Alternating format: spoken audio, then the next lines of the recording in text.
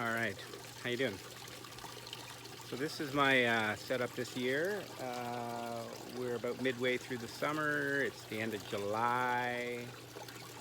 I've added these horizontal NFT systems to my existing vertical zip grow systems. They're much cheaper, uh, and the production has been pretty good.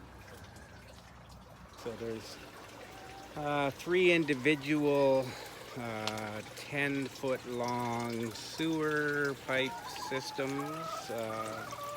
They are modular. I could move them anywhere I want. There are some aesthetic tickles, I guess you would say, that we could do, but we're looking at about 200 square feet. I've got one small greenhouse, 200 square feet, room for about 240 plants-ish. Mostly leafy greens. I do have some tomatoes and herbs in here as well.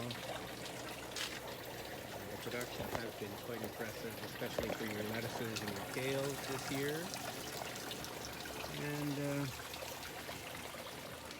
for quick production of those kinds of vegetables, for a cheap and modular investment, I think this is the way to go, especially in a food crisis or when you just want to get food to people in a hurry.